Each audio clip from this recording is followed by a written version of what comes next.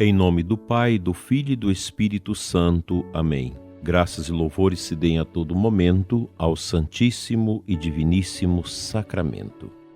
Dileto e amado ouvinte deste programa, aqui da nossa diocese e também de outras localidades, que rezam junto conosco nesta manhã abençoada de quinta-feira, 8ª da Páscoa de nosso Senhor Jesus Cristo. Ontem nós falávamos das passagens de São Lucas a respeito de Nossa Senhora. São João, no capítulo 2, de 1 a 12, também traz para nós palavras de Maria naquela bonita passagem do milagre das bodas de Caná, que aliás é um lugar muito significativo na Terra Santa, quando a gente visita a igreja do milagre das bodas de Caná. Lugar simples, muito acolhedor, e mesmo depois de 2000 anos, tantas coisas sucederam por ali, mas aquele lugar guarda esta áurea. A gente pode imaginar ali entrando no templo, fazendo aquelas orações que a gente faz com os casais, quando peregrinamos a Terra Santa. Parece que a gente escuta essas palavras de Nossa Senhora no Evangelho das Bodas de Caná. No Evangelho de Marcos e Mateus, não há nenhuma menção às palavras de Maria. Não tem. No plano de Deus, a Virgem Maria está inseparavelmente ligada ao Verbo. O Verbo é Deus e o Verbo é silencioso. Ela está completamente sob a influência do Espírito Santo, que não fala. A atitude de Maria é a de escuta, ou da escuta. E ela está inteiramente voltada para a palavra do Filho.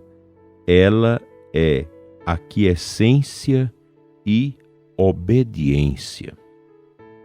Maria não fala, quer apenas submeter-se a Deus como uma criança confiante. Seu fiat é totalmente alegre. Ela aceita receber a vontade de Deus mediante Jesus. A mãe de Jesus, dileto ouvinte, está imersa no assombro e no silêncio da alegria, aos pés da criança do Natal, está imersa na dor e na angústia quando Herodes ameaça o menino Deus, e também aos pés da cruz no Calvário. Ela passa sua vida imersa no silêncio, no consentimento, que se resume nesta frase excepcional de Lucas 1,38. Eis a serva do Senhor, faça-se em mim segundo a tua palavra. Nos evangelhos, não sabemos de que modo se manifesta a dor de Maria aos pés da cruz. A arte católica clássica representou a Mãe de Deus no Stabat Mater Dolorosa, mas os evangelistas mantiveram-se em silêncio sobre o seu estado de alma. No entanto, Maria está associada de maneira interior e total ao mistério da redenção pela cruz. O fiat, o sim de Maria, é um silêncio a que a mãe de Cristo permanecerá eternamente fiel. Sem alarido, ela disse o fiat antecipado à morte de Jesus. Como mãe, vê a terrível agonia de Jesus, cujo corpo está coberto de feridas e contusões. Ela está de pé, fortemente unida à cruz.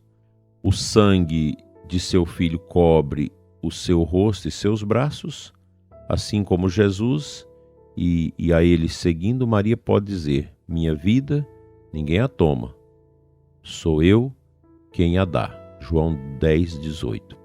A Virgem foi crucificada e morreu misticamente com seu filho Jesus. Após a morte de Cristo, Maria sustenta os apóstolos com a sua oração. Ela lhes ensina a receberem a força e a luz do Espírito. Por sua presença efetiva, orante e discreta, ela engendra a igreja e encoraja os companheiros de seu filho. Dispersos apóstolos, ela reconstrói a comunidade dos discípulos e edifica a igreja no silêncio e na oração. Depois do cenáculo, a igreja aure seu sopro missionário na oração e no acolhimento do Espírito. À luz de Pentecostes, Maria é a primeira a compreender o mistério da Igreja. Como Cristo nasceu na pobreza, no silêncio da noite e pelo poder do Espírito Santo, assim a Igreja não pode nascer nas glórias e na barulheira mundana. Isso é muito importante a gente pensar isso. A noiva de Cristo procede do Espírito Santo que irrompe no Calvário, onde a comunidade estava em oração com Maria.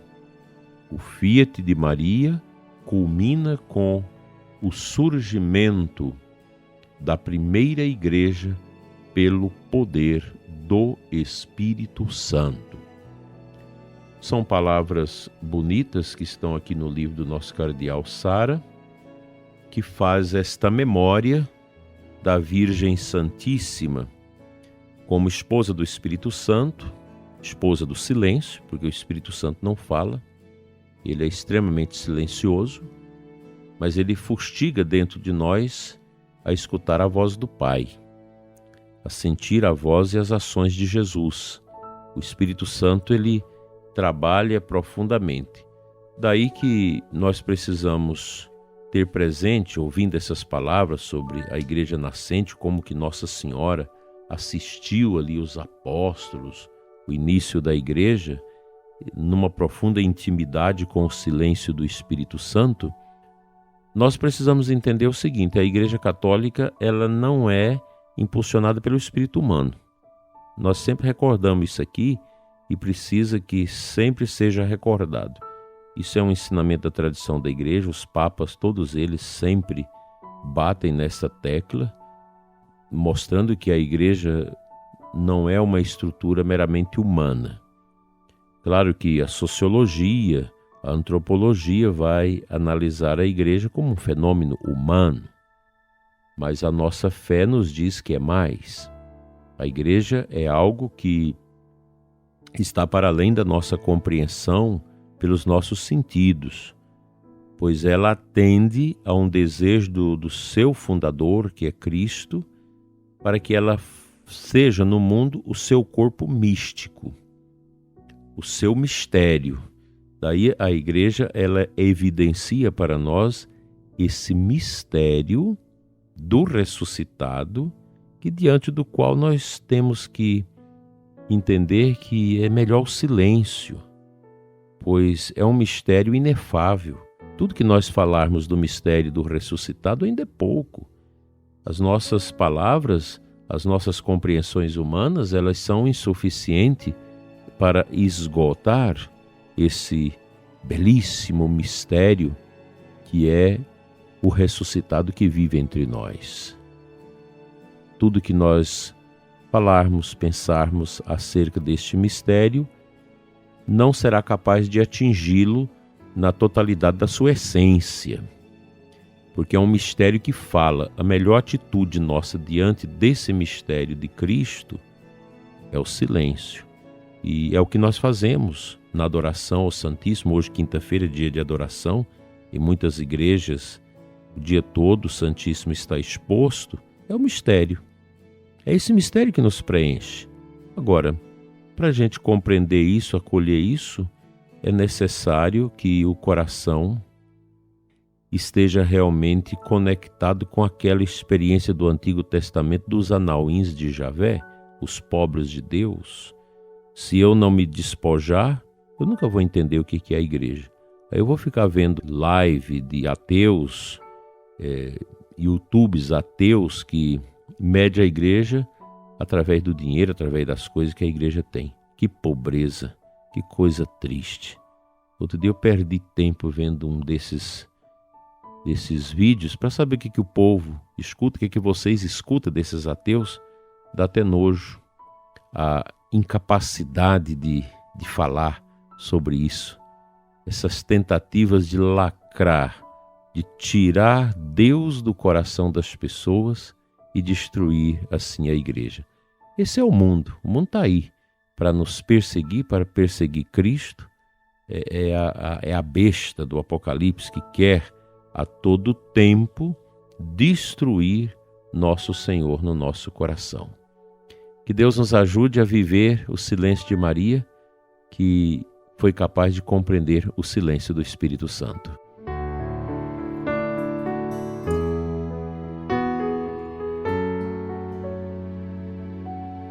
Quinta-feira maravilhosa, Deus tomando conta de nós. A antífona de entrada da Santa Missa de hoje traz para nós essa belíssima passagem de Sabedoria 10:20.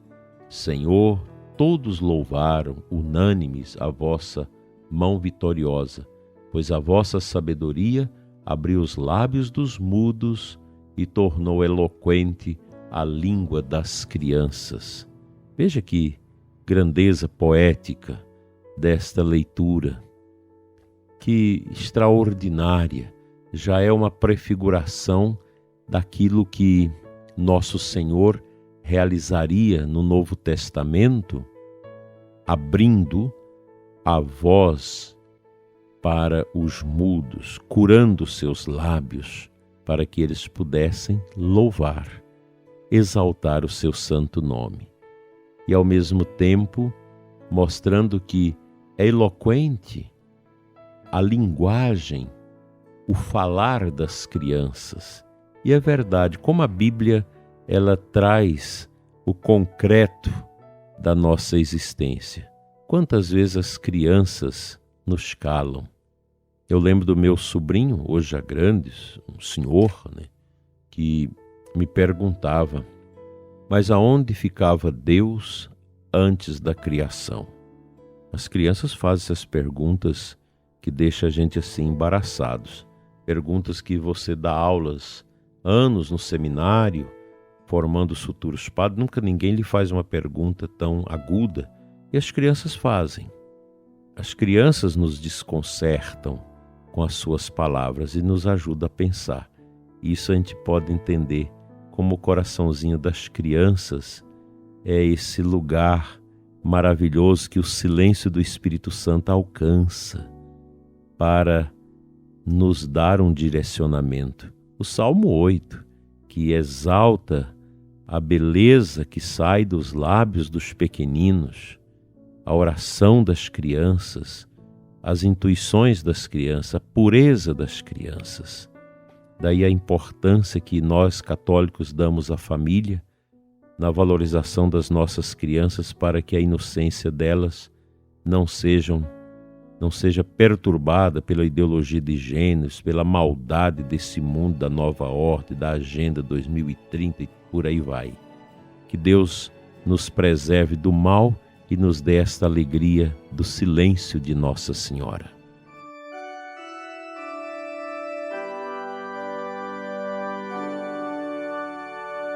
Pai de bondade, eu quero orar neste momento pedindo por todos aqueles que hoje vão fazer adoração ao Teu Filho Jesus no Santíssimo Sacramento.